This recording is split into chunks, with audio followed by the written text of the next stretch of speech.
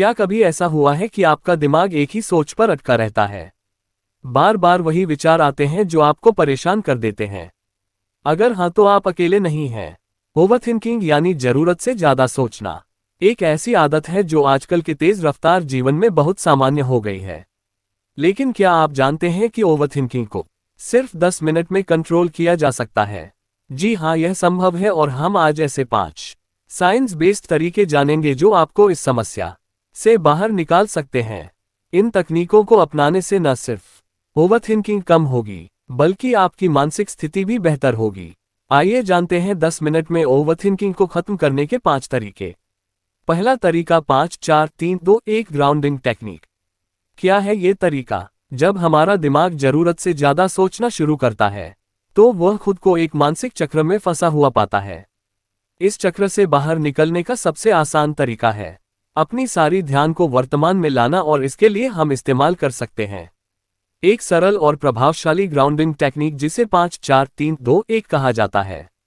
कैसे करें ये? 5 चीजें देखें। सबसे पहले अपने चारों ओर नजर डालें और 5 ऐसी चीजें ढूंढें जिन्हें आप देख सकते हैं, जैसे किताबें, पौधे या आपके आसपास के लोग। 4 चीजें छुएं। अब 4 चीजों को हाथ से छूकर उनका एहसास करें। इससे आपका ध्यान सिर्फ शरीर और उसके एहसास पर जाएगा और दिमाग को शांत करने में मदद मिलेगी। 3 आवाजें सुने। अपने आसपास की 3 आवाजों को सुने, चाहे वह पंछियों की चहचहाहट हो, गाड़ी की आवाज हो या पंखे की सरसराहट। 2 चीजों की गंध सूंघे। 2 ऐसी चीजों को सूंघे जो आपको अच्छा महसूस कराती हैं, जैसे परफ्यूम या फूलों की खुशबू। 1 चीज टेस्ट करें। अंत में किसी एक चीज को चखें। ये हो सकता है चाय, पानी या कोई स्नैक। ये पूरी प्रक्रिया केवल 2 या 3 मिनट लेती है, लेकिन इससे आपका दिमाग तुरंत वर्तमान में आ जाता है और ओवरथिंकिंग की जगह आप अपने आसपास के वातावरण को महसूस करने लगते हैं। कहानी विक्रम की चिंता। विक्रम एक युवा बिजनेस प्रोफेशनल है जो अक्सर अपने काम को लेकर ओवरथिंकिंग का शिकार हो जाता था। एक दिन जब वह एक प्रेजेंटेशन से पहले बेहद तनाव में था तो उसकी कोवर्कर ने उसे 5-4-3-2-1 ग्राउंडिंग टेक्निक अपनाने की सलाह दी। विक्रम ने इसे थोड़ी हंसी में लिया, लेकिन फिर भी उसे ट्राई किया। विक्रम ने 5 चीजें देखीं। उसकी डेस्क पर रखी किताबें, बाहर का गार्डन, पास वाली कॉफी मशीन, उसकी पेन और लैपटॉप स्क्रीन। फिर उसने 4 चीजें छूकर महसूस किया कि डेस्क की ठंडी सतह, अपनी कॉफी कप की गर्माहट, चेयर की नर्म सीट और अपनी पेन की लोच। फिर उसने आसपास की 3 आवाजें सुनी।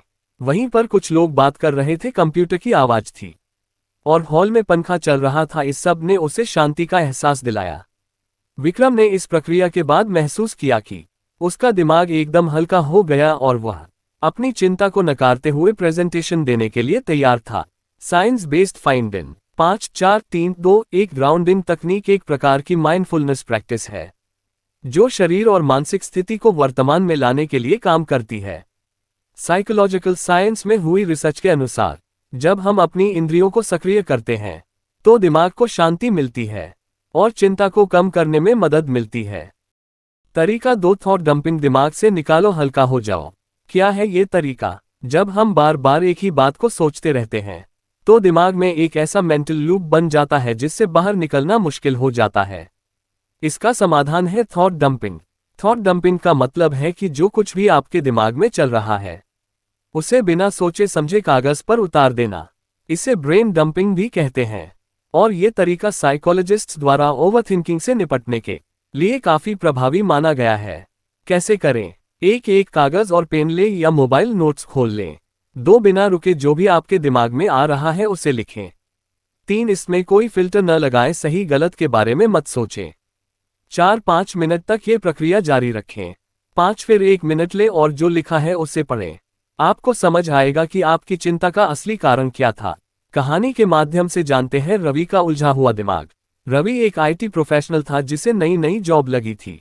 हर दिन उसे डर रहता था कि कहीं उसकी परफॉर्मेंस खराब न हो जाए। वह बार बार यही सोचता, अगर मैं गलती कर दूं तो, अगर बॉस मुझसे नाखुश हुए तो, अगर मैं इस प्रोजेक्ट में फेल हो गया तो। एक दिन उसके मेंटर ने उसे थॉट डंपिंग करने की सलाह दी। रवि ने पहले इस आइडिया को हल्के में लिया, लेकिन फिर उसने इसे ट्राई किया। रवि ने एक डायरी खोली और लिखना शुरू किया, मुझे डर लग रहा है कि मैं अच्छा परफॉर्म नहीं कर पाऊंगा। अगर मैंने गलती की तो मेरी जॉब चली जाएगी। क्या मैं इस काम के लायक हूं? 5 मिनट तक लिखने के बाद उसने गौर किया कि उसके डर हकीकत से ज्यादा काल्पनिक थे। जब उसने इन्हें पढ़ा तो उसे एहसास हुआ कि उसका दिमाग बस बेवजह नेगेटिव सोच पैदा कर रहा था। धीरे धीरे रवि ने ये टेक्निक रोज अपनाए और पाया कि अब वह ज्यादा क्लियर सोच पा रहा था और ओवरथिंकिंग से मुक्त हो रहा था। Scientific facts. Harvard medical school की रिसर्च के अनुसार लिखने से हमारे दिमाग को तनाव कम करने में मदद मिलती है। यूनिवर्सिटी ऑफ शिकागो के एक अध्ययन में पाया गया कि एग्जाम देने से पहले 10 मिनट तक अपनी चिंताओं को लिखने वाले स्टूडेंट्स की परफॉर्मेंस 20% बेहतर रही। लिखने से हमारा दिमाग ये पहचान पाता है कि हमारी कितनी चिंताएं वास्तव में जरूरी हैं और कितनी सिर्फ हमारी सोच का खेल है। तरीका 3 10 मिनट रूल। बस 10 मिनट तक सोचो फिर छोड़ दो।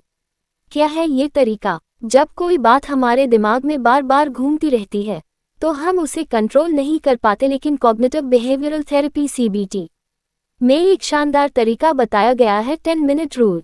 इसका नियम बेहद आसान है। एक टाइमर सेट करें 10 मिनट का। बस 10 मिनट तक उस चीज पर सोचें, जितना सोचना है सोच लें।